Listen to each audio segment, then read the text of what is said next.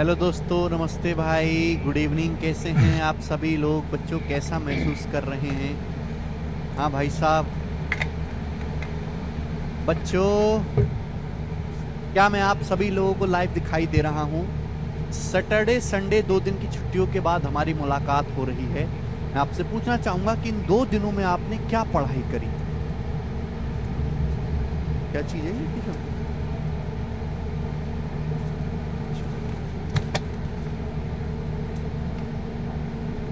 बताइए मेरे भाई साहब, इन 2 दिन में आपने क्या पढ़ाई करी? कुछ पढ़ाई करी आप लोगों ने?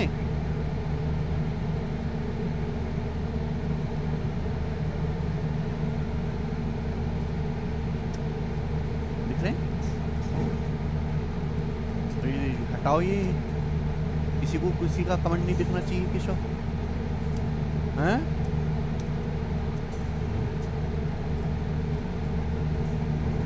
चलो चले दोस्तों, हम लोग प्रतिशत पढ़ रहे हैं मेरे प्यारे भी। बहुत धीरे धीरे मैं आपको पढ़ा रहा हूँ, बिल्कुल चौथी फेल मान के आप लोगों को, टाइप वाइज टाइप सीक्वेंस में। और आज की क्लास में मुझे बहुत ही अच्छा और बहुत इंपॉर्टेंट एक नया कंसेप्ट सिखाना। उससे पहले मेरे दोस्तों, एक टाइप आपके सामने रहता है एरर वाला क्वेश्चन, ठीक है ना? 2 क्वेश्चन मैं आपको इस टाइप के कराऊंगा, 2 सवाल। चलिए जल्दी से कर लेते हैं, बेसिक सी बात है ये, तो करिए। पेपर में अक्सर सवाल आता है एक एरर वाला। जैसे सवाल को देखो कि कैलकुलेशन करते समय एक स्टूडेंट गलती से एक संख्या 97 को 79 पढ़ लेता है, तो उसकी कैलकुलेशन में कितने प्रतिशत की वृद्धि या कमी ज्ञात कीजिए। ये आपसे सवाल पूछा गया। अभी एक बच्चे को कैलकुलेशन करनी है, उसने गलती से एक संख्या को 97 की बजाय 79 पढ़ लिया गलती से, तो बताओ उसकी कैलकुलेशन में कितने परसेंट की वृद्धि हुई या कमी हुई। देखो, यानी कि सही एक्चुअल में कैलकुलेशन में नंबर क्या है 97, लेकिन गलती से हमने 97 को 79 पढ़ लिया, तो भैया आंसर तो हमारा कम आ जाएगा, तो यानी कि डिक्रीज हो जाएगा। तो डिक्रीज वाला आंसर होना चाहिए। अगर हमने 97 को 79 पढ़ लिया मेरे दोस्तों, तो कितने की कमी होगी? 17 में से 9 गया मेरे दोस्तों 8, और ये आ गया मेरे दोस्तों यहाँ पे 8 में 7 गया 18, 18 की कमी हो गई बटे 97। परसेंटेज में कितना आएगा भाई? एक्चुअल में जो सही नंबर है वो 97 है, लेकिन हमने गलती से कितना पढ़ लिया? 79 पढ़ लिया, तो कितना कम पढ़ा मेरे दोस्तों? कितनी होगी गड़बड़ कैलकुलेशन में? 97 में से 79 घटाइएगा तो मेरे दोस्तों 18 की कमी कर दी हमने परसेंटेज में इंटू 100%। अब 1800 को अगर 97 से भाग दिया जाएगा, 1800 को 97 से, तो आप मुझे बताओ क्या आएगा? जल्दी से जवाब दीजिएगा। तो मेरे दोस्तों 18 तो नहीं आना चाहिए, 19 आना चाहिए भाई। 97 एकम 97, ये आपका बच भी जाएगा मेरे दोस्तों। कितना बच जाएगा? 830 बच जाएगा। 97 से कितनी बार जाएगा मेरे दोस्तों? ये 9 बार तो जाएगा। 9 72 9, और ये मेरे दोस्तों 97 से ये 9 बार जाएगा कि 9 9 81, 9 7 63, बिल्कुल सही। यानी कि अप्रोक्स ये आपका 9 बार जाएगा, तो लगभग 19% की कमी हो जाएगी, ठीक है ना? तो आंसर क्या है इस सवाल का? B option, 19% decrease. 18.5 से ज्यादा आएगा तो लगभग 19% आएगा। अच्छा, डिक्रीज वाला ये भी है ना, तो एग्जैक्ट दे रखा है इसने, तो एग्जैक्ट दे रखा है, डी ऑप्शन आएगा। एग्जैक्ट 18.5 से हल्का सा ज्यादा आएगा, एक ही ऑप्शन है 18.55% डिक्रीज। इंक्रीज का मतलब होता है वृद्धि, डिक्रीज का मतलब होता है कमी। यहाँ पे एग्जैक्ट 18.55% आंसर दिया हुआ है, यही उत्तर हो जाएगा, ठीक है ना? अप्रोक्स नहीं निकालेंगे हम, एग्जैक्ट दिया हुआ है जब, ठीक है जी। कुछ भी प्रॉब्लम नहीं है, आसान से सवाल था ये। भाग देना है आपको और कुछ नहीं करना। एक और सवाल ऐसा ही बताओ। देखो ये थोड़ा सा इंटरेस्टिंग है, पेपर में बार बार आता है, ध्यान से सुनिएगा। यदि कोई स्टूडेंट किसी संख्या को 11/16 की बजाय 7/12 से गुणा करता है, तो उसके कैलकुलेशन में, उसके आंसर में कितने परसेंट की त्रुटि होगी, एरर होगी? भाई एक स्टूडेंट खाली बैठा था, तो उसके मास्टर ने कहा बेटे खाली बैठे बैठे कुछ काम हो नहीं रहा, तो एक काम कर, एक नंबर को 11/16 से गुणा कर दे। लेकिन 11/16 की बजाय लड़के ने उस संख्या को गुणा कर दी 7/12 से। तो भैया 11/16 की बजाय अगर हम 7/12 से गुणा कर देंगे किसी संख्या में तो आंसर में तो गड़बड़ आएगी ना। पूछा कितने परसेंट की एरर आएगी।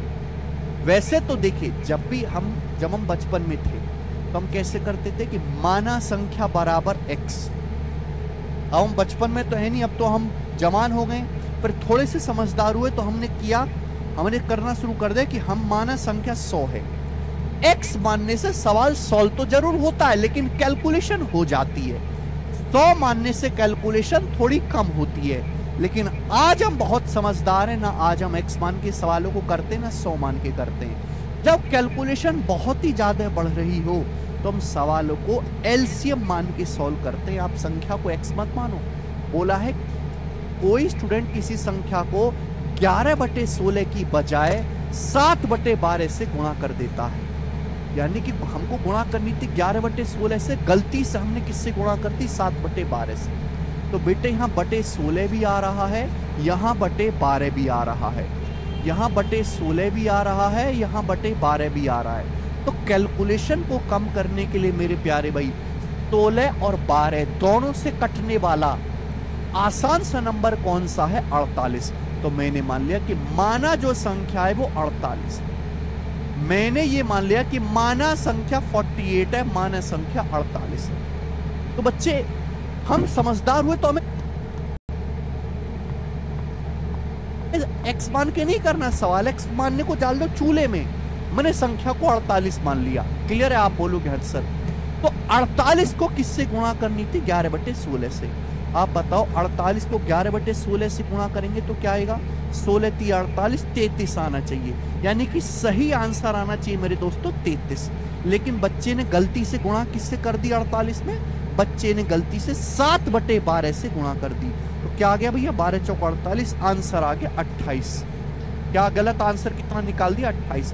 सही आंसर 33 आना चाहिए था, लेकिन लड़के ने गलती से क्या आंसर निकाल दिया 28। तो बताओ आंसर में कितने की कमी हो गई 5 की कमी हो गई, 5/33। 5/33 परसेंटेज में कितना आएगा मेरे दोस्तों इंटू 100% इंटू 100%, यही आएगा। तो 500/33। क्लियर है? आप बोलोगे हाँ जी सर बिल्कुल सही। वैसे तो 1/33 जो होता है वो 3% होता है, तो 5/33 जो आएगा लगभग 15% आएगा। 15% से ज्यादा ही आएगा, हल्का सा 15% से हल्का सा ज्यादा बी ऑप्शन। भाई मैं ये भी तो कह सकता हूँ कि 1/33 क्या है, 1/33 का मतलब 100 से गुणा लगभग 3% आएगा, अप्रोक्स 3%, 3% से ज्यादा ही होगा। 5/33 का आएगा 15% से हल्का सा ज्यादा, बी ऑप्शन आंसर। ठीक है? 16.66 कैसे आ जाएगा भाई यार, तुम कुछ भी बोलते हो।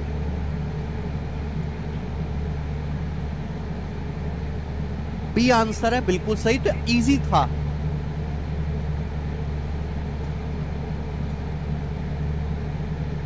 भाई इससे सिंपल क्या होगा और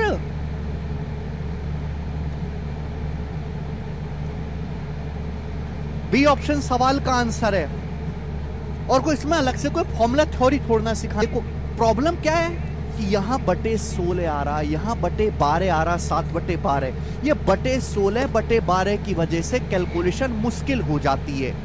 तो हम क्या करते हैं मेरे प्यारे भाई 16 और 12 दोनों से कटने वाला आसान सा नंबर, इनका एलसीएम 48 मान लो संख्या को।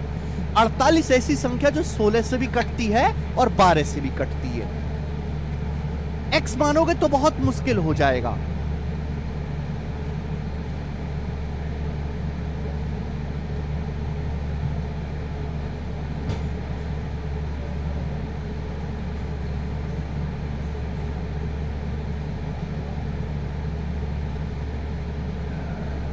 ठीक है? एलसीएम लेके इजी है। आगे चलते नेक्स्ट। पता नहीं यार तुम कैसे बालक को समझ ही नहीं आता यार, हैं? दुनिया चांद पे पहुंच गई और तुम आज तक एक्सपर्ट के हुए हो कि माना संख्या x। बेटा x मानने वाले तो कब के मुर्दा बन चुके हैं कंपटीशन की दुनिया में, उनका कोई फ्यूचर नहीं है। 1000 बच्चों में से 3 बच्चों की नौकरी लगनी है, और वो 3 बच्चे हैं जिन्होंने x का गला घोट दिया है। ठीक है जी,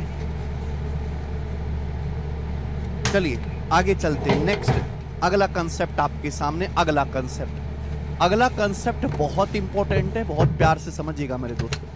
ऐसा बिल्कुल मत समझिए कि हम ये परसेंटेज में पढ़ा रहे हैं तो केवल परसेंटेज में इस्तेमाल होगा। आगे जितने भी चैप्टर होंगे ना, time, speed and distance, time and work, simple interest, compound interest, हर जगह इस कंसेप्ट का इस्तेमाल होगा। इसलिए हम परसेंटेज बहुत धीरे पढ़ा रहे हैं कि परसेंटेज एक बार अच्छे से समझ गए तो बाकी चैप्टर भी आप समझ पाओगे। चले पहले मुझे पूरी बात समझाने दीजिएगा तब कुछ बोलेगा। देखो मेरे प्यारे भाई, अगर दो संख्याएं हैं ए और बी इस प्रकार से, अगर दो संख्याएं ए और बी इस प्रकार से हैं कि उनका गुणनफल एक फिक्स नंबर है, कांस्टेंट है। सुनते रहिएगा। जैसे समझिए कि दो संख्याएं ए और बी इस प्रकार हैं। एक सेकंड मेरे प्यारे, मान लीजिए कि ए और बी दो संख्याएं हैं इस प्रकार से कि उनका जो गुणनफल है, उनका जो प्रोडक्ट है वो एक कांस्टेंट नंबर है, वो एक फिक्स संख्या है, वो एक कांस्टेंट नंबर है मेरे प्यारे भाई, वो एक फिक्स संख्या है। समझ में आई मेरी बात? गौर से सुनिएगा कि माना दो संख्याएं ए और बी इस प्रकार से हैं कि उनका गुणनफल कांस्टेंट है, निश्चित संख्या है। कांस्टेंट का मतलब मेरे दोस्तों एक निश्चित, एक फिक्स नंबर है। चुपचाप पहले मुझे पूरी बात समझाने दीजिए कि माना दो संख्याएं ए और बी इस प्रकार हैं कि उनका गुणनफल एक कांस्टेंट नंबर है। अगर ऐसा है मेरे प्यारे भाई, तो एक संख्या जिस अनुपात में चेंज होगी दूसरी संख्या उसके अनुपात में चेंज होगी। अगर दो संख्याओं का प्रोडक्ट कांस्टेंट है तो इसका मतलब ये हुआ कि ए जो है वो बी के इनवर्सली प्रोपोर्शनल होगा, ए बी के व्युत्क्रमानुपाती होगा। व्युत्क्रमानुपाती होने का क्या मतलब है? ये इसको बोलते हैं हम प्रोपोर्शनल का sign. A is inversely proportional to 1/b, A B के व्युत्क्रमानुपाती होगा। व्युत्क्रमानुपाती का मतलब होता है कि एक संख्या जिस अनुपात में चेंज होगी दूसरी उसके उल्टे अनुपात में चेंज होगी। अगर एक संख्या का मान बढ़ेगा तो दूसरी संख्या का मान घटेगा, अगर एक संख्या का मान घटेगा तो दूसरी संख्या का मान बढ़ेगा। ध्यान सुनिएगा, अगर दो संख्याएं ए और बी इस प्रकार से हैं कि उनका प्रोडक्ट कांस्टेंट है तो एक संख्या जिस अनुपात में चेंज होगी मेरे प्यारे भाई, दूसरी उसकी उल्टे अनुपात में चेंज होगी। आप बोलोगे जी सर कैसे, नहीं समझे? एग्जांपल से आपको समझाते हैं, ध्यान सुनिएगा मेरे प्यारे, सभी लोग ध्यान से सुनिएगा। एक संख्या जिस अनुपात में चेंज होगी दूसरी उसके उल्टे अनुपात में चेंज होगी। आप कॉमन सेंस से भी सोच सकते हैं कि दो संख्याएं ए और बी ऐसी हैं कि उनका गुणनफल कांस्टेंट है। अगर सपोज मैं ए का मान बढ़ा देता हूं, मुझे गुणनफल फिक्स रखना है, ये नहीं गुणा करके जो संख्या आ रही है वो नहीं बदलनी चाहिए, गुणनफल सेम होना चाहिए। अगर मैं ए का मान बढ़ा देता हूं तो जाहिर सी बात है बी का मान कम करना पड़ेगा कि नहीं करना पड़ेगा? ऐसा थोड़ा ना कि अगर मैं दोनों को बढ़ा दूंगा तो गुणनफल भी बढ़ जाएगा कि नहीं बढ़ जाएगा? तीर ऊपर जा रहा है मतलब बढ़ना, तीर नीचे आ रहा है मतलब घटना। अगर मैं ए का मान घटा देता हूं तो जाहिर सी बात है बी का मान बढ़ाना पड़ेगा, तभी तो गुणनफल कांस्टेंट रहेगा। ऐसा नहीं हो सकता कि अगर मैं दोनों को घटा दूंगा तो गुणनफल भी कम हो जाएगा। क्लियर है? ध्यान सुनिएगा मेरे प्यारे भाई। एग्जांपल से समझते हैं कि जैसे भाई ए एक संख्या है 5 और बी एक दूसरी संख्या है मेरे दोस्तों 7। आप मुझे बताओ 5 की 7 में गुणा करके कितना आएगा मेरे दोस्तों? 35 आएगा। 5 की 7 में गुणा करके कितना आएगा मेरे दोस्तों? 35 आएगा। आएगा कि नहीं आएगा? आप बोलोगे हाँ जी सर। दो संख्याएं ए और बी कांस्टेंट है, मैंने एग्जांपल के लिए लिखा कि ए का मान 5 है, बी का मान 7 है, तो 5 गुणा 7 क्या आएगा? 35। अब मुझे 35 से गुणनफल नहीं बदलना। गुणनफल 35 पहले भी था, गुणनफल आज भी 35 ही होना चाहिए। गुणनफल नहीं बदलना चाहिए, गुणनफल पहले भी 35 था, प्रोडक्ट आज भी 35 होना चाहिए। मैंने ए का मान 7 कर दिया, मैंने ए का मान 7 कर दिया। क्या कर दिया? ए का मान 7। एक बात समझाओ, तो आप मुझे बताओ बी का मान क्या होगा? अब बी का मान क्या होगा? जल्दी से जवाब दीजिएगा। बी का मान क्या होगा? फटाफट जल्दी से जवाब दीजिएगा। बी का मान क्या होगा? बी का मान क्या होगा? जल्दी से आप हमें बताएं। भाई मैंने ए का मान बढ़ा दिया, मैंने ए का मान 5 से 7 कर दिया, मैंने ए का मान बढ़ा दिया 5 से 7। आप मुझे बताओ, मुझे गुणनफल नहीं बदलना। बी का मान था 7, अब बताओ बी का मान क्या हो जाएगा? बी का मान क्या होगा? 5। बी का मान क्या हो जाएगा? 5। बी का मान क्या होगा? 5।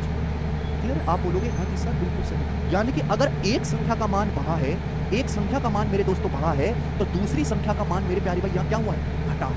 एक संख्या का मान बढ़ा है तो दूसरी संख्या का मान घटा है। और अगर आप यहाँ से और ज्यादा गौर से ऑब्जर्व करो, एक संख्या जिस अनुपात में चेंज हुई है दूसरी संख्या उसके उल्टे अनुपात में चेंज हुई है मेरे प्यारे भाई। दो संख्याएं थी ए और बी, उनका गुणनफल कांस्टेंट है। गुणनफल पहले भी 35 था, गुणनफल आज भी 35 है। ए का मान मेरे दोस्तों पहले 5 था, मैंने ए का मान 5 से 7 कर दिया। तो आप मुझे बताओ बी का मान किस अनुपात में चेंज हुआ है? जल्दी से जवाब दीजिएगा। बी का मान किस अनुपात में चेंज हुआ है? तो आप कहोगे सर बी का मान 7 से, बी का मान अगर पहले 7 था तो 7 से घट के 5 हो गया, बी का मान 7 से घट के 5 हो गया। बोलो बात क्लियर है? आप बोलोगे हाँ जी सर बात क्लियर है। तो यही कंसेप्ट है मेरे दोस्तों कि अगर दो संख्याओं का प्रोडक्ट कांस्टेंट है, दो संख्याओं का गुणनफल फिक्स है मेरे प्यारे भाई, दो संख्याओं का प्रोडक्ट कांस्टेंट है, एक संख्या जिस अनुपात में चेंज होगी दूसरी संख्या उसके उल्टे अनुपात में चेंज होगी। अगर हम एक संख्या को बढ़ाएंगे तो दूसरी संख्या को हमें ऑटोमेटिक घटाना होगा, इसमें उल्टे अनुपात में। दो संख्याओं का गुणनफल तभी कांस्टेंट रहेगा जब एक संख्या को जिस अनुपात में बदले दूसरी संख्या को उसके उल्टे अनुपात में बदलना पड़ेगा। समझ में आई बात? आप बोलोगे हाँ जी सर, बात तो समझ में आ गई, बहुत छोटा सा एग्जांपल है, और इसी को टेक्निकल भाषा में हम कहते हैं इनवर्सली प्रोपोर्शनल। अगर दो संख्याओं का प्रोडक्ट कांस्टेंट है मेरे प्यारे भाई, तो ए बी के व्युत्क्रमानुपाती होगा। व्युत्क्रमानुपाती, ए बी के व्युत्क्रमानुपाती होगा मेरे प्यारे भाई। क्या इसकी जो साइन लगा हुआ है इसको बोलते हैं व्युत्क्रमानुपाती। ए बी के व्युत्क्रमानुपाती होगा।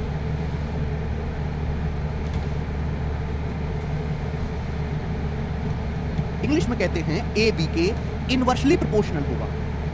इनवर्सली प्रोपोर्शनल होगा।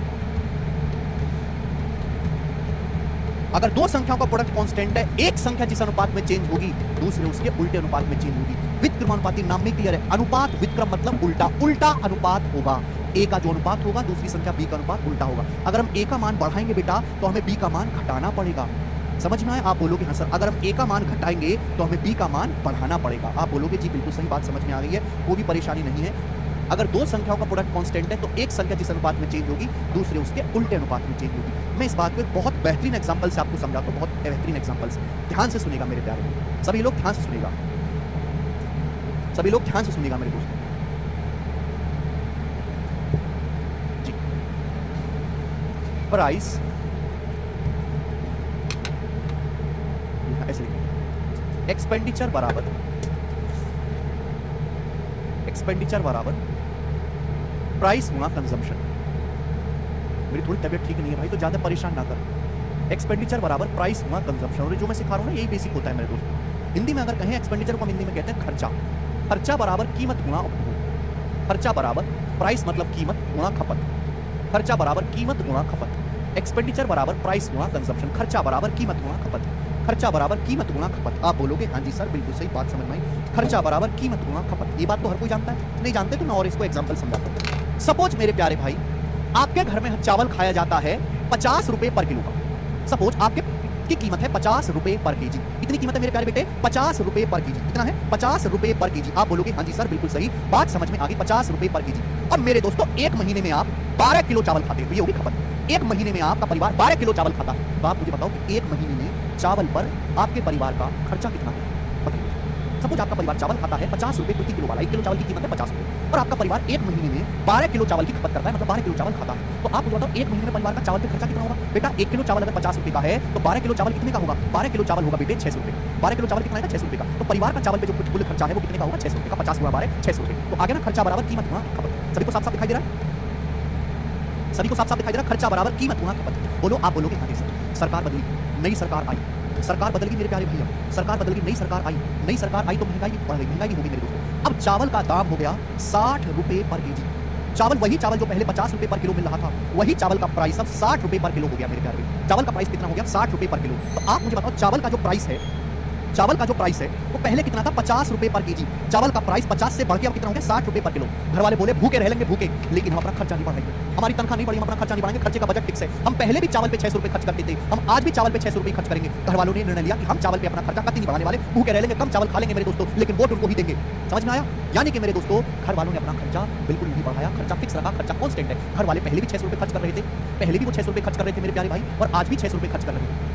खर्चा नहीं बदला उन लोगों ने। चावल की कीमत 50 से 60 रुपए पर केजी हो गई, तो बेटे जाहिर सी बात है भाई, चावल का प्राइस तो बढ़ गया, आपने खर्चा बढ़ाया नहीं अपना, यानी कि आपको अब चावल कम खाना पड़ेगा, पेट कम भरेगा। तो आप मुझे बताओ कि अब आप एक महीने में कितने किलो चावल खाओगे? जल्दी से जवाब दीजिए। अब आप एक महीने में कितने किलो चावल खाओगे?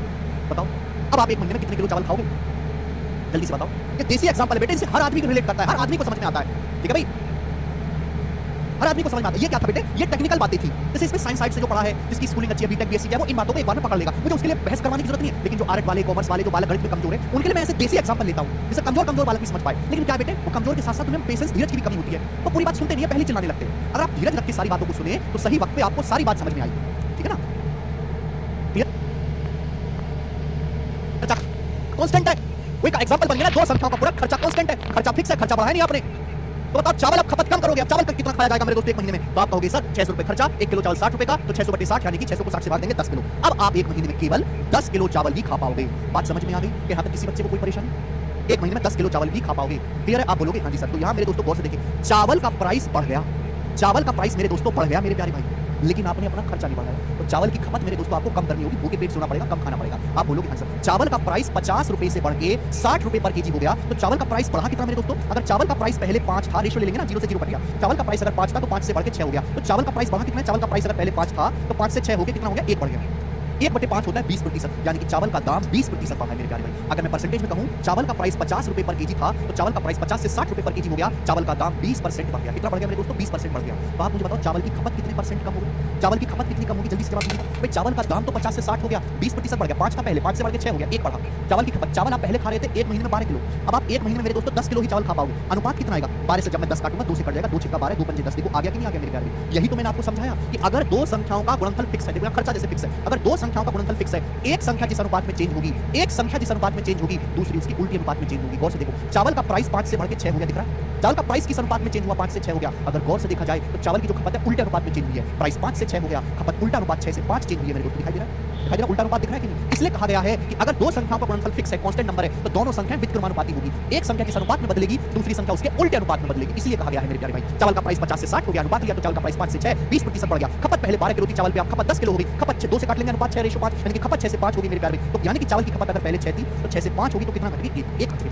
पहले 6 थी, 6 से अब 5 होगी, 1 घट गई। और 1/6 कितना होता है? 1/6 होता है 16 सही 2/3%। आप बोलोगे हाँ जी सर बिल्कुल सही। यानी कि मेरे प्यारे बच्चों में कह सकता हूं कि चावल का दाम अगर 20% बढ़ा तो आपने चावल की खपत को 16 सही 2/3% कम कर दिया। अगर आप चावल का दाम 20% बढ़ाते हो तो आपको अपनी खपत 16 सही 2/3% कम करनी पड़ेगी, जिससे आपका खर्चा सेम रहेगा, खर्चे में कोई बदलाव नहीं आएगा। जितना खर्चा पहले था आज भी उतना ही खर्चा होगा। ठीक है मेरे प्यारे भाई? अगर चावल का प्राइस 20% बढ़ जाता है तो हमें चावल की खपत को 16 सही 2/3% कम करना पड़ेगा। इससे चावल का खर्चा सेम जितना पहले था आज भी उतना ही रहेगा मेरे प्यारे भाई। मुझे लगता है हर एक बच्चे को बात आसानी से समझ में आ गई है। हाँ जी स्टूडेंट, अगर आपको ये बात समझ में आई है तो कमेंट में यस लिख दो। अब इससे देसी एग्जांपल लेके, इससे सिंपल एग्जांपल, 16.66 भी लिख सकते हैं। आदित्य कुमार 16 सही 2/3 को ही 16.66 भी कहते हैं। ठीक है ना? अगर आपको समझ में आया तो कमेंट में यस लिख देंगे मेरे प्यारे भाई। ठीक है? ओके,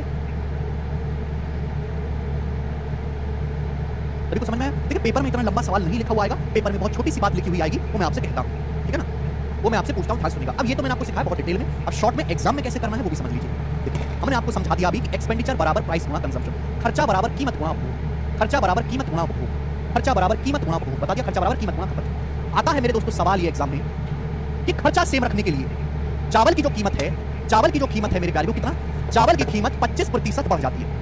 चावल की कीमत 25% बढ़ जाती है। खर्चा सेम रखने के लिए बताओ चावल की खपत को कितने प्रतिशत कम करना होगा? ये सवाल एग्जाम में आपके सामने आया। सवाल में कहा गया है कि चावल की कीमत 25% बढ़ जाती है, लेकिन हम अपना चावल पे खर्च को सेम रखना चाहते हैं, चावल के खर्च में कोई परिवर्तन नहीं करना चाहते।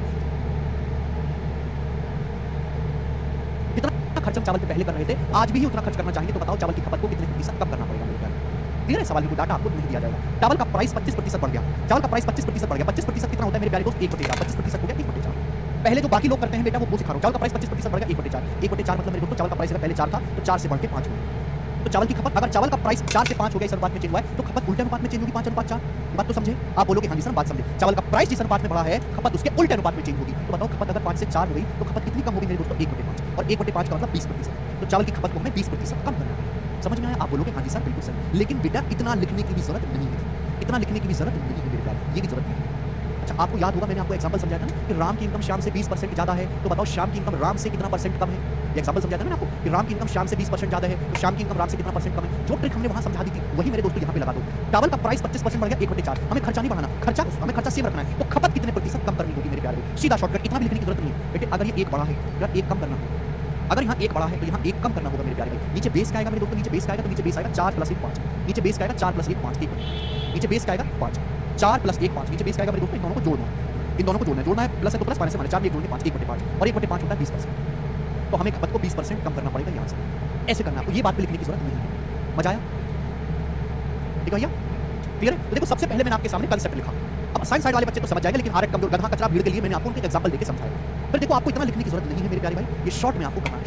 ठीक है बच्चे? पूरा डिटेल लिखने की जरूरत नहीं है। अब सवाल पे आ जाते हैं, बहुत पॉपुलर, अभी तक मैंने जितना भी आपको परसेंटेज में पढ़ाया है, जितने भी कंसेप्ट मैंने आपको जितने भी टाइप करवाए, उनमें सबसे ज्यादा इंपॉर्टेंट टाइप ये है। ठीक है बच्चे? सबसे ज्यादा इंपॉर्टेंट टाइप है ये, बता करेंगे, सवाल करेंगे बेटे। चीनी की कीमत में 15% की कमी हुई। पढ़ो सवाल को, सवाल को पढ़ते ही पता लगेगा। सवाल में साफ साफ कहा गया है कि चीनी की कीमत में 15% की कमी हुई। बोला गया कि कोई आदमी अपना कंजम्पशन कितना % बढ़ा सकता है जिससे कि खर्चे में कोई परिवर्तन ना हो, खर्चे में कोई परिवर्तन ना हो। बढ़िया सवाल। देखो ये तो मैंने आपको एक एग्जाम्पल लेके बताया, ढेरों सवाल ऐसे बन सकते हैं, ऐसे किसी भी सवाल में जहां संख्याओं का प्रोडक्ट कांस्टेंट है ये कंसेप्ट अप्लाई होगा किसी भी सवाल में। ठीक है मेरे दोस्तों, चलिए हम जानते हैं कि एक्सपेंडिचर खर्चा बराबर होता है प्राइस गुणा कंजम्पशन, खर्चा बराबर कीमत गुणा उपभोग, खपत को उपभोग भी बोलते हैं। बोला चीनी की कीमत में 15% की कमी हुई, चीनी का प्राइस 15% कम हो गया, 15% की कमी हुई। 15% की फ्रैक्शन वैल्यू क्या होती है? 5% 1/20, 15% 3/20। हमें खर्चा सेम रखना है, तो बताओ कंजम्पशन में कितने % की कम वृद्धि करनी होगी, कंजम्पशन कितना % बढ़ाना चाहिए कि खर्चा सेम रहे, खर्चा सेम रहे, खर्चा जितना पहले था आज भी खर्चा उतना ही रखना है। तो बेटा क्या शॉर्टकट सिखाया, अगर प्राइस 3 कम हुआ है तो ये 3 बढ़ा देंगे। बेस क्या आएगा, बेस क्या आएगा नीचे 20 - 3 17, 20 में से 3 घटाएंगे 17, 3/17। आपका खर्चा इतना बढ़ाना पड़ेगा, परसेंटेज में निकालना इंटू 100%। तो सॉरी कंजम्पशन को 300/17% बढ़ाना पड़ेगा, B option answer 300/17%। Very good, ठीक है बेटा।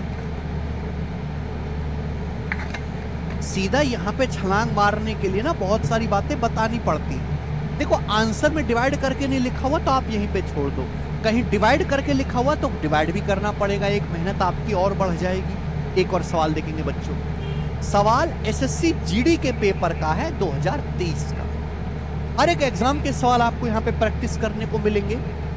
आलू का प्राइस 10% बढ़ जाता है तो एक उपयोगकर्ता को आलू की खपत कितने %, आलू की खपत में कितने % की कटौती करनी होगी, कितने % कमी करनी होगी कि खर्चा अपरिवर्तित रहे, खर्चा अनचेंज रहे, खर्चे में कोई परिवर्तन ना हो। अभी समझाया बेटे हमने, एक्सपेंडिचर बराबर प्राइस गुणा कंजम्पशन, खर्चा बराबर कीमत गुणा खपत। कंसेप्ट सिखा चुके हैं, अगर दो संख्याओं का प्रोडक्ट सेम रखना है, मुझे खर्चा सेम रखना है, दो संख्याओं गुणनफल सेम है, एक संख्या होगी दूसरी उसके उल्टे अनुपात में चेंज होगी। आलू का प्राइस 10% बढ़ गया, 10% का मतलब क्या होता है 1/10। तो बेटे खपत कितनी कम करनी पड़ेगी बताओ, खपत में कितनी कटौती करनी पड़ेगी, कटौती करनी पड़ेगी। अगर प्राइस 1 बढ़ गया तो नहीं कम कर देते। बेस क्या आएगा मेरे दोस्त, 10 + 1 11, 1/11, यानी कि खपत 1/11, 1/11 का मतलब लगभग 9.09%, 1/11 होता है 9.09%, यानी कि लेकिन सवाल में अप्रोक्स दे रखा है तो लगभग 9.1% खपत कम करनी पड़ेगी, डी ऑप्शन आंसर। अगला सवाल बताइए, सवाल है आपके सामने, देखो अलग अलग लैंग्वेज ली है, ठीक है ना, 4-5 सेकंड में हो जाएगा। 9.09 आएगा, लेकिन सवाल में लगभग लिखा हुआ है ना 9.09, लगभग 9.1 लिखा जा सकता है ना बेटा, इतना घबराना क्यों है। बोले सीएनजी की कीमत में 12% की बढ़ोतरी की गई, शालिनी को अपनी कार के लिए सीएनजी की खपत कितने %, और आंसर बताना है अप्रोक्स में, 2 दशमलव स्थानों तक सही आंसर आपको बताना है। खपत कितनी कम करनी चाहिए शालिनी को अपनी कार की सीएनजी की, जिससे कि सीएनजी पर खर्च में कोई वृद्धि ना हो, खर्च सेम रहे मेरे प्यारे भाई, ठीक है। हर कोई जानता है कि खर्च बराबर क्या होता है, कीमत गुणा खपत, प्राइस गुणा कंजम्पशन। बोला गया सीएनजी की कीमत 12% बढ़ गई, सीएनजी की कीमत 12% बढ़ गई, 12% का मतलब 12%, 12% कितना होता है बेटे, 4% होता है 1/25, 12% है 4 का 3 गुना, 12% का मतलब हो गया 3/25।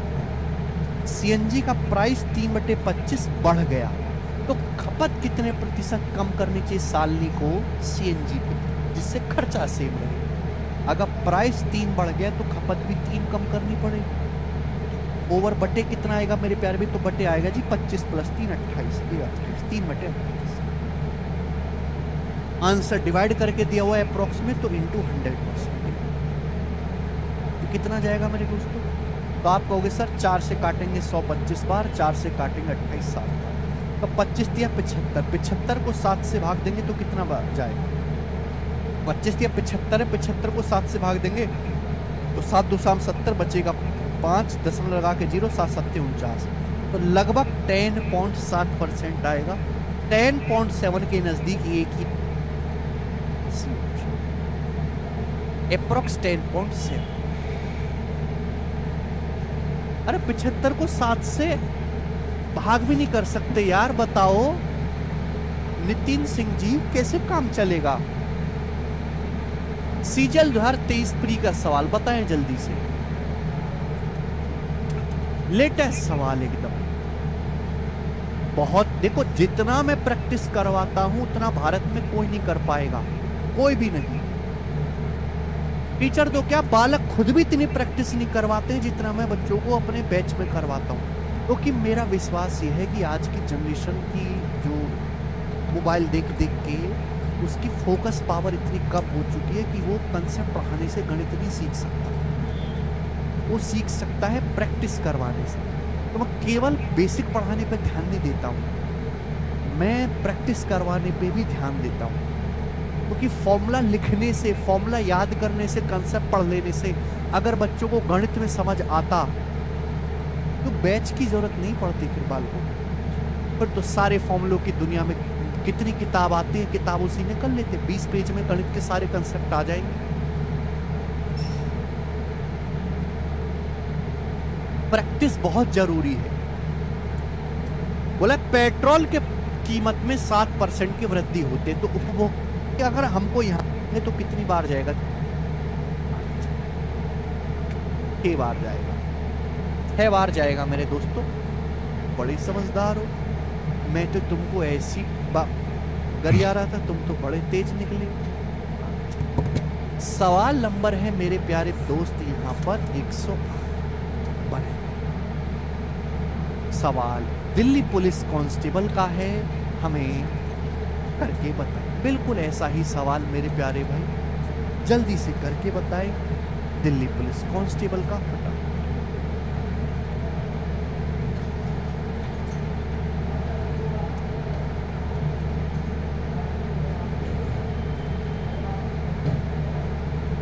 मुस्कान कह रहे सर आज तक कोई पंजाब से सीजल निकाला है? बहुत कम। अरे तो बड़े क्रिएटिव बात उठाई आप। पंजाब से हमारे पास बहुत कम बालक आए हैं, सीजल नहीं निकाले, बहुत कम पंजाब से निकाले। ऐसा क्यों भाई? वैसे तो साउथ से भी बहुत कम लोग सीजल निकालते हैं, इसलिए क्योंकि साउथ से ये सब सरकारी नौकरी के झंझट में पड़ते नहीं है लोग, बहुत कम। वहाँ पे थोड़ा आईटी सेक्टर का जुनून ज़्यादा है, वो डिप्लोमा करके सब कोडिंग में लग जाता है बालक वहाँ का। लेकिन पंजाब में तो कोई ऐसी खास सुविधा है नहीं, फिर भी कम निकाले हैं। करो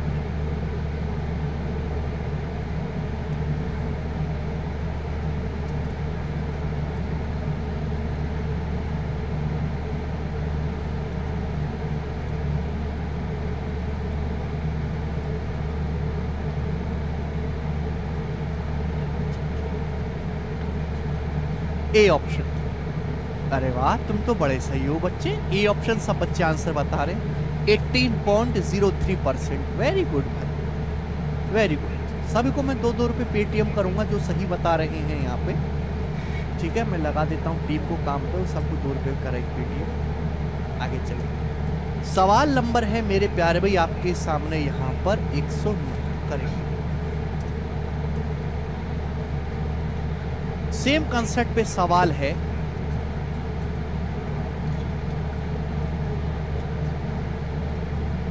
पंजाब वाले कनाडा चले जाते हैं, हाँ उनको वो ज्यादा आसान लगता है। Very good.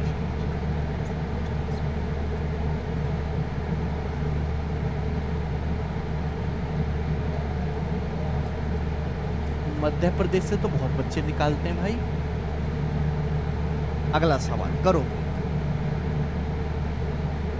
ये बहुत अच्छा सवाल है मेरे प्यारे भाई, लेटेस्ट आया था पेपर में, बोला है a person increases his consumption of sugar bye 42.84% because the price of sugar is reduced by X%। एक आदमी अपनी चीनी की खपत 42.84% बढ़ा देता है। चीनी ज्यादा खानी शुरू कर दी आदमी ने, खपत बढ़ा दी। क्यों?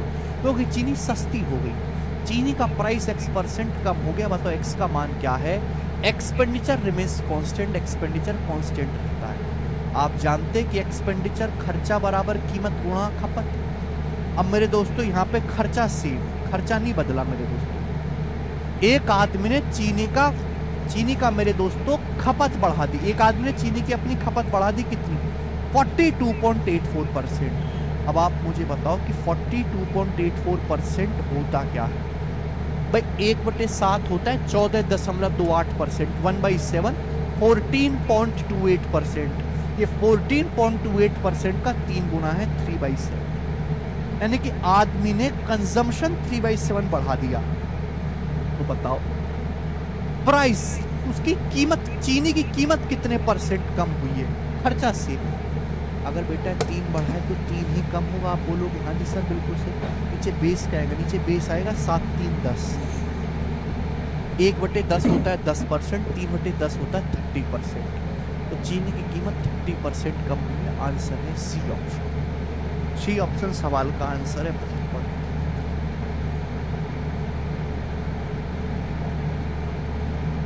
मजा आया। और ये मजा सभी बच्चों को देना चाहिए। बच्चों आप लोगों को शेयर कर करके हैं। सवाल नंबर 110 बहुत बढ़िया मेरे प्यार में, जीडी का सवाल। देखो हर एक सवाल में बच्चों लैंग्वेज अलग है।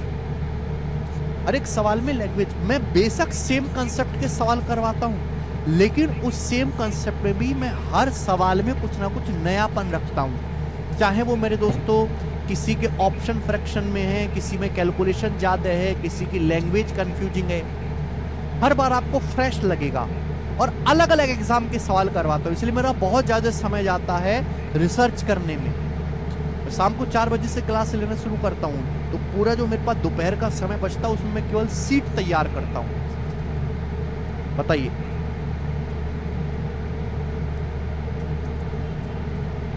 शेयर नहीं होता इसमें आशुषित, वह सवाल शेयर नहीं, बच्चों को ज्यादा से ज्यादा बताना है। नए लड़कों को कैरवेल एप्लीकेशन से जुड़ के पढ़ो 0 to Hero बैच में, ये वाला शेयर। ये ना कि तुमने वीडियो का लिंक देने लगो। अरे मैं एक चीज और पूछना चाहूंगा, तुम में से एल्विस आर्मी कौन कौन है बेटे? हैं? यूट्यूबरों की आर्मी बन रही है, वो बॉर्डर पे जाते हैं लड़ने के लिए। तो खैर वो बॉर्डर पे नहीं, सोशल मीडिया पे लड़ते हैं। तो सोशल मीडिया पे लड़ने के लिए तुम भी किसी आर्मी में हो? एल्विस आर्मी है, मुनावर आर्मी है, आजकल तो नया भी आया है, एंजलियंस है, अंजलियंस, हाँ ये भी आया है अभी।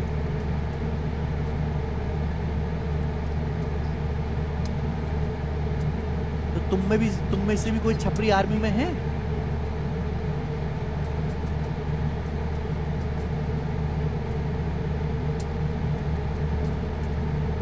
BTS army. Learn from everyone.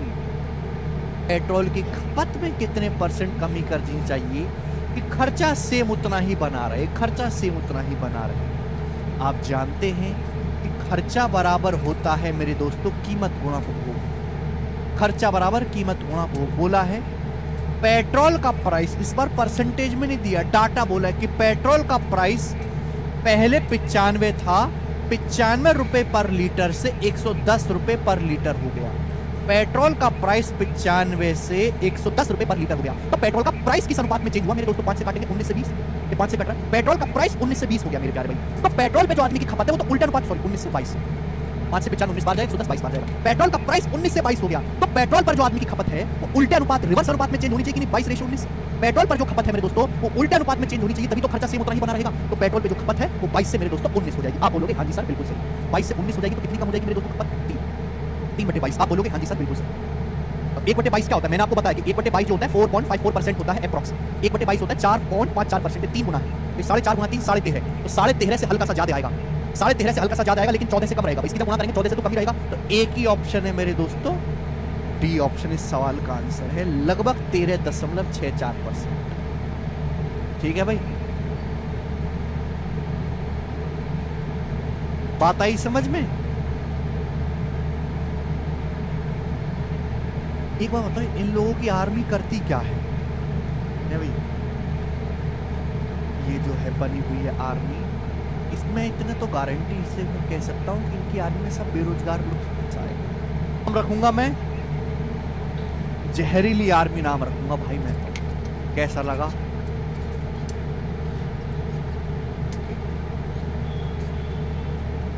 वह सचिन सीमा की भी लॉन्च हो रही है आजकल तो, लप्पू आर्मी। लप्पू आर्मी में कौन कौन है?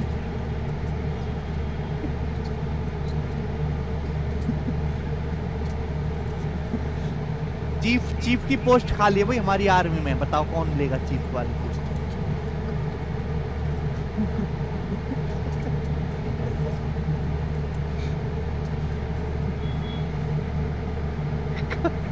अच्छा, कचरा आर्मी नाम ठीक रहेगा? अब कचरा आर्मी बोलूंगा तो बेइज्जती हो जाएगी। पता किसी से सोशल मीडिया पे लड़ाई चल रही है, डिबेट, मैं कहूँ अभी लेकर आ रहा हूँ अपनी कचरा आर्मी को, वो वहीं हंसन लगेगा आगे आ गए, या तो बेइज्जती हो जाएगी। कचरा आर्मी नहीं रखेंगे भाई। सैलरी कितनी होगी भाई? जितनी ये देते हैं उससे तो थोड़ी कमी दूंगा मैं, 2 पैसा दूंगा भाई, 2 पैसा पर कमेंट।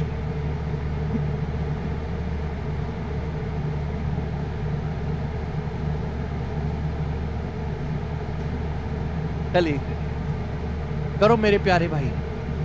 सवाल नंबर 111 कौन करेगा? वर्तमान में जिस चावल को 29 रुपए पर केजी के हिसाब से बेचा जा रहा है, पिछले महीने उसका प्राइस 25 रुपए पर केजी था। किसी परिवार को चावल की खपत को कितना % कम करना चाहिए जिससे कि खर्चा पहले के समान रहे? देखो मेरे दोस्तों, आप जानते हैं कि एक्सपेंडिचर बराबर प्राइस गुणा कंजम्पशन, खर्चा बराबर कीमत गुणा उपभोग। सवाल में बोला गया कि प्रेजेंट में जिस चावल का प्राइस 29 रुपए पर किलो है, पिछले महीने उसका प्राइस 25 रुपए पर किलो था। मतलब चावल का प्राइस पिछले महीने 25 रुपए पर केजी था, अब प्राइस 25 से 29 हो गया, तो प्राइस इस अनुपात में चेंज हुआ, तो कंजम्पशन तो उल्टे अनुपात में चेंज होगा ना। खर्चा सेम रखना है, खर्चा सेम रखना है, तो खपत उल्टे अनुपात में चेंज हुई होगी 29 से 25। तो बचाओ खपत कितनी कम करनी पड़ेगी मेरे प्यारे दोस्तों? खपत कितनी कम करनी पड़ेगी? 4। 29 से 25 4 कम करना पड़ेगा, 4/29। परसेंटेज में कितना आएगा? इंटू 100%। तो 400/29% खपत कम करनी होगी। कितना आएगा बेटे ये? अब देखो यहाँ डिबेट का विषय है कि 13, ये अप्रॉक्स में बताना, निकटतम पूर्णांक तक। जब मैं 400 को 29 से भाग दूंगा तो 29 एकम 29, 400 को 29 से भाग दूंगा तो 29 एकम 29 में चल जा भे, 29 एकम 29 मेरे दोस्तों बचेगा मेरे दोस्तों यहाँ पर 11, तो 29 या 87, 87 के बाद जो है मेरे प्यारे भी कितना बच जाएगा? 13 और 10 23 बच जाएगा। फिर 29 7 203, फिर 7 0, तो 29 दूनी 58 आएगा, लगभग 13.72%। तो आंसर जो आया वो 13.72 आया है। अगर आंसर 13.5 से, मैंने आपको बताया था कि अगर आपको नियरेस्ट इंटीजर में आंसर बताना है, ये 13.5 से बड़ा आया है। जब ये 13.5 से बड़ा आया है तो हम इसके जो नियरेस्ट इंटीजर वो 13 नहीं लेंगे, 13 गलत हो जाएगा, 14% लेंगे। ठीक है जी। Bigg Boss is a platform to find biggest छपरी ऑफ इंडिया। अरे बिग बॉस करवाने वाला भी छपरी ही है। आगे चलते हैं मेरे प्यारे में। सवाल है आपके सामने, कर लोगे ना? 112 नंबर सवाल, ठीक है? करे मेरे दोस्त, इस सवाल को देखो। इस सवाल में मेरे प्यारे बच्चे परसेंटेज में ना पूछ के एग्जैक्ट वैल्यू पूछ गई है।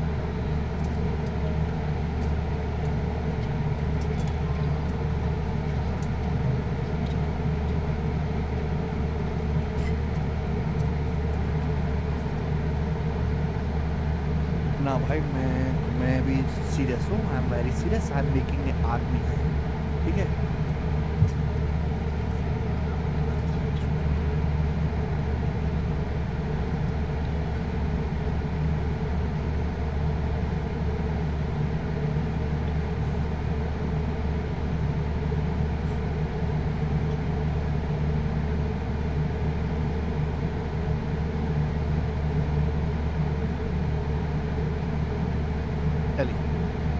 कौन करेगा बच्चों सवाल?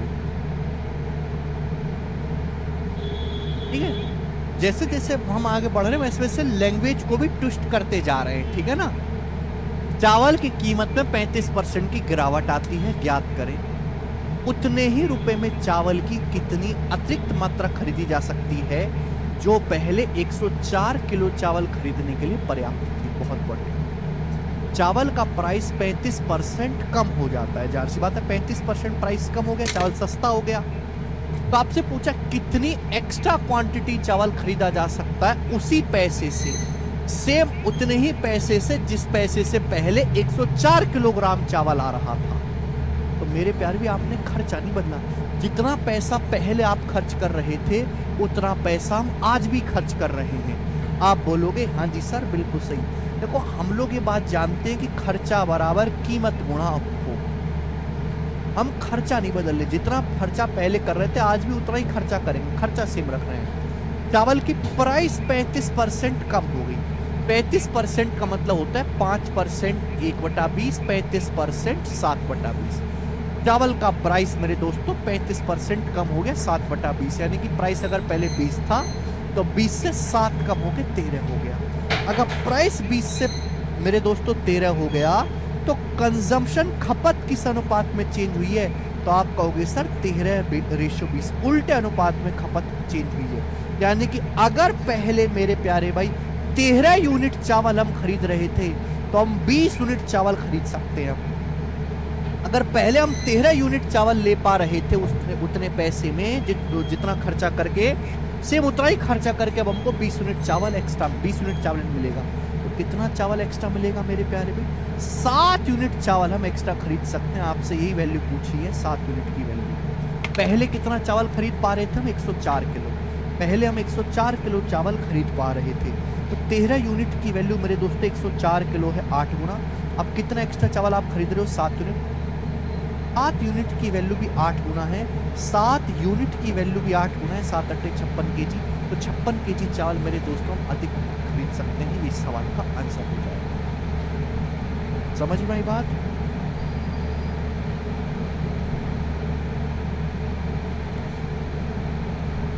कर पाओगे बेटा?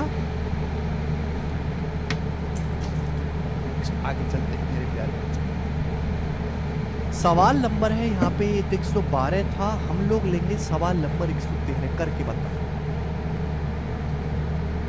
सवाल शीतसल के टियर 1 के पेपर में आया है 2022 में। आपसे बिल्कुल लेटेस्ट सवाल पूछ रहा हूँ, बना। बोला एक वस्तु के प्राइस में 25% की कमी हो जाती है, इसलिए खर्चे को समान रखने के लिए परिवार ने उस वस्तु की खपत में 20 किलोग्राम की वृद्धि की। खपत में 20 किलोग्राम की वृद्धि की। पूछा है परिवार की पहले खपत कितनी थी? परिवार की पहले खपत कितनी थी आपसे पूछा गया। ठीक है मेरे प्यारे, बेसिक सी बात है मेरे प्यारे भाई। ठीक है भाई, एक वस्तु का प्राइस 25% कम हो जाता है। प्राइस 25% कम हो गया। 25% मतलब 1/4। एक वस्तु का प्राइस 25% कम हो गया। 25% मतलब 1/4। प्राइस अगर 4 था तो 4 से 3 हो गया। भाई प्राइस कम हो गया जबकि हमको खर्चा समान रखना है। खर्चा समान रखना है तो खपत हम बढ़ा सकते हैं। प्राइस अगर 25% कम हो गया 4 से 3, तो खपत उल्टे अनुपात में चेंज हो जाएगी 3 से 4। बोला है खर्चा सेम करने के लिए आदमी ने खपत 20 किलोग्राम बढ़ा दी, यानी कि खपत अगर पहले 3 थी तो खपत अब 3 से 4 होगी। आदमी ने खपत कितनी बढ़ा दी? 1 यूनिट। सवाल के अकॉर्डिंग खपत बढ़ाई कितनी गई है? 20 किलोग्राम। तो 1 यूनिट की वैल्यू 20 किलोग्राम। सवाल में पूछा गया परिवार की पहले खपत कितनी थी, तो पहले खपत थी 3 यूनिट। तो 3 यूनिट की वैल्यू क्या आएगी? अगर 1 की वैल्यू 20 है तो 3 की वैल्यू आएगी 3 गुणा 20 60 किलोग्राम। तो 60 किलोग्राम परिवार की पहले खपत थी। आंसर है पहला ऑप्शन। आपसे भी पूछ सकता है कि बताओ अब परिवार की नई खपत कितनी, तो नई खपत आपसे पूछा होता बाद की खपत, तो 4 यूनिट की वैल्यू निकालते 80 केजी। कर पाओगे बेटे? इन सेम कंसेप्ट पे सवाल है, बस यहाँ परसेंटेज बना पूछ के एग्जैक्ट वैल्यू पूछ ली गई है। बिल्कुल टाइप वाइज टाइप मैंने सीक्वेंस में लगाया है। देखो इतना इंपॉर्टेंट टाइप है, मैं ज्यादा सवाल करवा रहा हूँ, ठीक है ना। अब जैसे पिछला ही टाइप था, इससे पहला टाइप था, मैंने आपको 2 ही सवाल कराए, किसकी इज्जत 2 सवाल लायक ही है, ठीक है ना। बस जितनी जिसकी इज्जत हो उसको उतना समय देना पड़ता है, ठीक है ना। बस छपरियों को ज्यादा समय मिल रहा आजकल, ये गलत बात है, दुख है मुझे इसके लिए। आगे चलेंगे। सवाल नंबर है बेटे 114, करके बताएं इसका क्या आंसर है। 114 नंबर प्रश्न बनाएं।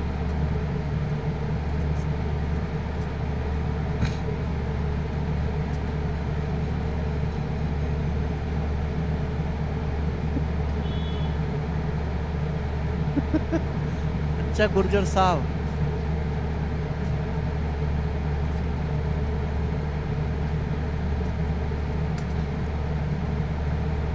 अच्छा Bhajan Lal ji. x is inversely proportional to y, x y के व्युत्क्रमानुपाती है। यदि x को 37.5% बढ़ाया जाता है तो y के मान में कितने प्रतिशत का परिवर्तन होगा? x y के व्युत्क्रमानुपाती, व्युत्क्रमानुपाती का मतलब मेरे दोस्तों ये हो गया, x y के व्युत्क्रमानुपाती है, यानी कि मेरे दोस्तों x और y का प्रोडक्ट कांस्टेंट है। x y के व्युत्क्रमानुपाती है, मैं इस बात को ऐसे भी लिख सकता हूं कि x और y का गुणनफल कांस्टेंट है। एक संख्या x जिस अनुपात में चेंज होगी y उसके उल्टे अनुपात में चेंज होगी मेरे प्यारे। टेक्निकल लैंग्वेज यहाँ पे लिखी है। बोला x को 37.5% बढ़ाया जाता है। 37.5% क्या होता है? 12.5% 1/8, 37.5% 3/8। x को 37.5% 3/8 बढ़ाया जाता है। x को 3/8 बढ़ाया तो y कितना कम हो जाएगा? अगर ये 3 बढ़ाया है मेरे दोस्तों तो 3 कम हो जाएगा मेरे प्यार भी y। नीचे बेस क्या आएगा मेरे दोस्तों? 8 + 3 11, 1/11 होता है 9.09%। बेटे 1/11 होता है 9.09%। 3/11 कितना होगा? 3 गुना 27.27%। तो 27.27% y के मान में कमी हो जाएगी। आप ये भी बता सकते हैं कि मान कम हो जाएगा, एक संख्या बढ़ रही है तो दूसरी कम हो जाएगी ऑटोमेटिकली। सब बच्चे समझ पा रहे हैं, कह रहे हैं सर बहुत आसान है, आपने तो हलवा बना दिया है बेटे। सही जो आगे चलिए। सवाल नंबर है आपके सामने भाई साहब, यहाँ पर 114 हो गया है। सवाल नंबर है 115, बताएं।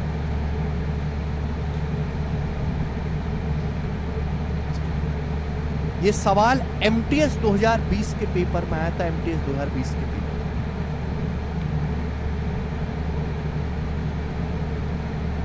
देखते कितने बच्चे सवाल को कर पाते हैं। पढ़ो और करो, बढ़िया लैंग्वेज है, सुंदर सवाल है, बनाए जी।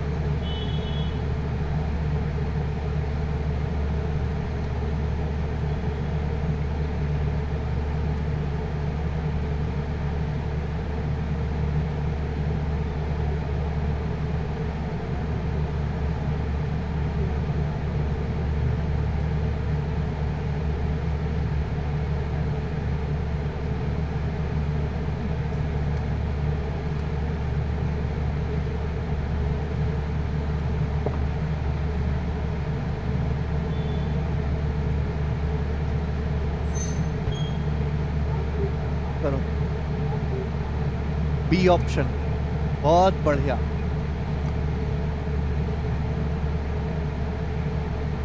कुछ संकट के कारण राज्य ए से कुछ लोग राज्य बी में चले गए और दूसरे राज्य की जनसंख्या 19.96% बढ़ गई। हालांकि बाद में सभी लोग अपने राज्य ए में लौट पाए, तो राज्य बी की जनसंख्या में कितने परसेंट की कमी आई? देखो सवाल के ऑप्शंस काफी ज्यादा दूर दूर है। एग्जामिनर जानबूझ के ऐसा डाटा देता है जिससे कि बच्चे इसकी परसेंटेज देख के भाग जाएं, वो कैलकुलेशन में लग जाएंगे, जबकि करनी नहीं है। लगभग देखो ना, ये जानबूझ के किया है एग्जामिनर ने ऐसा। 19.96 लगभग 20% ही तो होता है, ये 20 के तो बहुत नजदीक है। 20% होता है 1/5। पर कोरोना फैला, कोरोना के कारण कुछ लोग राज्य ए से राज्य बी में चले गए और यहां से बी की जो जनसंख्या है वो लगभग 20% बढ़ गई। 1/5 बढ़ गई। यानी कि मेरे दोस्तों अगर पहले 5 लोग थे इसमें ए में, तो बी की 6 हो गई मेरे प्यारे। बी की जनसंख्या जो है मेरे प्यारे भाई, अगर पहले 5 थी बी की जनसंख्या राज्य बी की, तो 5 से 6 हो गई, क्योंकि कुछ लोग स्टेट ए से आ गए। बाद में स्थिति सामान्य हो गई, ये स्टेट बी से वापस अपने स्टेट में चले गए, तो स्टेट बी में अभी 6 लोग हैं। ये 6 लोग वापस मेरे दोस्तों जब अपने स्टेट में चले जाएंगे तो कितनी जनसंख्या कम हो जाएगी? 1/6। और 1/6 होता है लगभग 16.66। 16.66 के नजदीक बी ऑप्शन, ठीक है ना। तो हमको इसलिए मैं ये सवाल लिया हूं कि ये सवाल आपको अगर आप एग्जैक्ट करने लगोगे तो कभी नहीं कर पाओगे। ऑप्शंस काफी दूर दूर है, ये सवाल बनाया ही गया है अप्रॉक्स कैलकुलेशन के लिए, ठीक है बेटे। आप बोलोगे सर बिल्कुल सही। एग्जामिनर आपको जबरदस्ती कंफ्यूज करना चाहता है मेरे दोस्तों, आप होना नहीं। आगे चलेंगे, नेक्स्ट अगला सवाल। सवाल नंबर बेटा 116 बोला है, due to fall in man power the production in a company decreases by 35%। By what percent should the working hours be increase to restore the original production? बहुत बढ़िया सवाल है मेरे प्यारे, जीडी के पेपर का सवाल है। अब आप कहोगे सर इसका फॉर्मूला या तो आपने बताया नहीं। बेटे हर चीज का फॉर्मूला बताया नहीं जाता, कुछ कॉमन सेंस भी होता है आदमी को, कि तुम समाज में रहते हो, आदमी हो मेरे प्यारे भाई।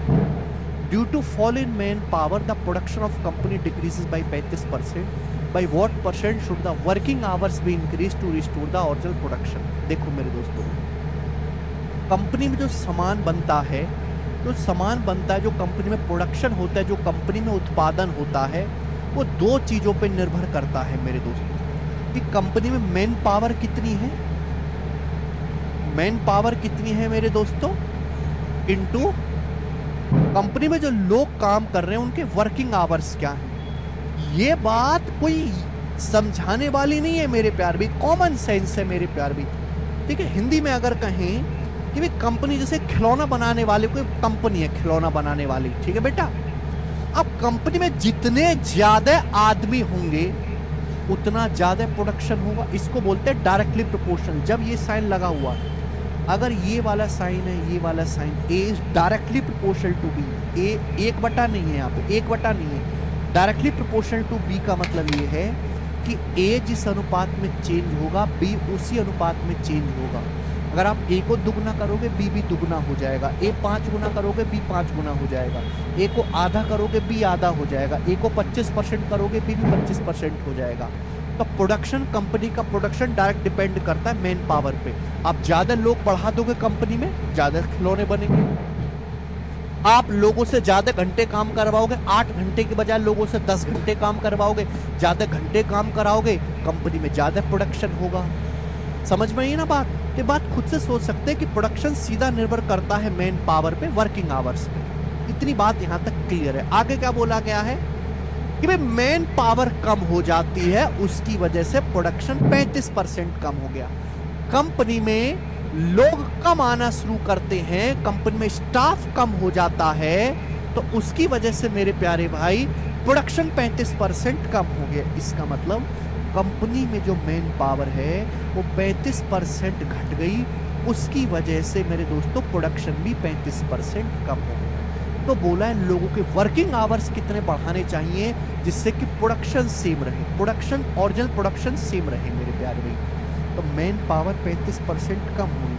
35% कितना होता है? 5% 1/20, 35% 7/20। मैन पावर 7/20 कम होगी तो वर्किंग आवर्स कितने बढ़ाने पड़ेंगे? अगर ये 7 कम हुआ है तो 7 बढ़ाना पड़ेगा। नीचे बेस क्या आएगा मेरे दोस्तों? 20 7 27, 7/27। वर्किंग आवर्स बढ़ाने पड़ेंगे, ज़्यादा देर तक काम करना पड़ेगा। जाहिर सी बात है लोग कम हो जाएंगे तो बचे लोगों से ज़्यादा टाइम तक काम करवाना पड़ेगा। 700/27, 700/27 कितना आएगा मेरे प्यार भी? 700 को 27 से भाग देंगे तो लगभग 27 दूनी 54 बचेगा मेरे दोस्तों। 27 दूनी 54 के बाद यहाँ पे 16 बचेगा तो 27 छिक्का 100, सॉरी नीचे 13 आएगा, सॉरी 13 आएगा, सॉरी नीचे ना ये 7 कम हुआ तो 7 बढ़ेगा, नीचे 20 - 7 13 आएगा, सॉरी 700/13। तो 700/13 कितना आएगा? 13 पंजे 65, 65 के बाद 5 0, 13 चौका 52, लगभग 54%।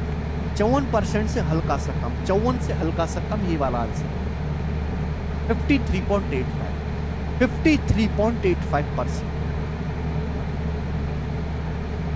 ठीक है जी।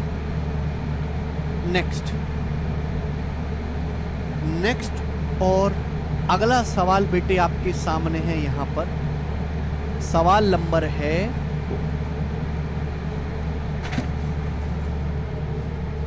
118 और ये लास्ट क्वेश्चन है भाई, और आगे अगला टाइप है वो मैं कल बताऊंगा। एक त्रिभुज के आधार में 66 सही 2/3% की वृद्धि की जाती है। इस त्रिभुज का क्षेत्रफल सेम रखने के लिए ऊंचाई कितने प्रतिशत कम करनी चाहिए? देखो मेरे प्यारे, आप कहोगे सर आपने तो हमें मेंसुरेशन पढ़ाया नहीं, सवाल कहां से आ गया?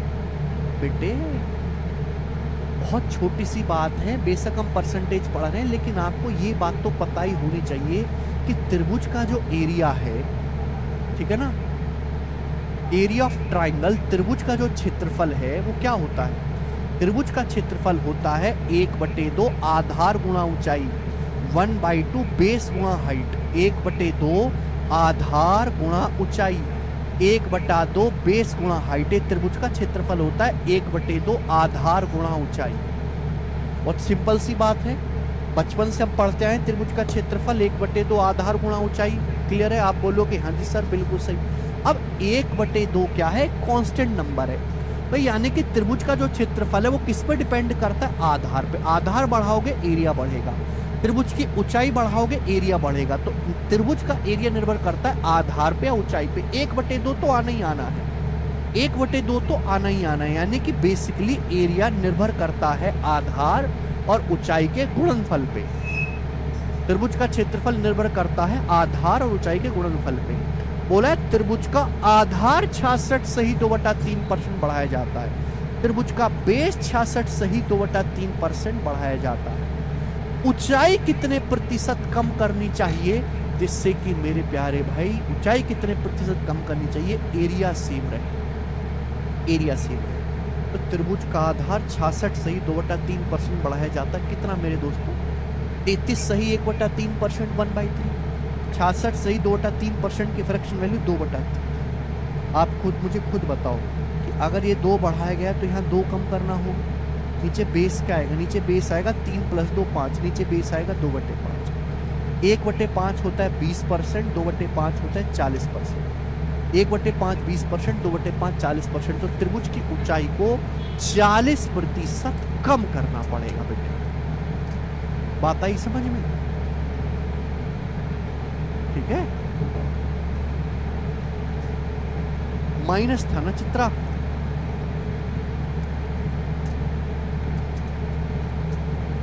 ओके चलिए, वेरी गुड। आज की क्लास को मेरे दोस्तों हम यहीं पे छोड़ते हैं। इसके आगे जो है हम कल करवाएंगे अगला टाइम।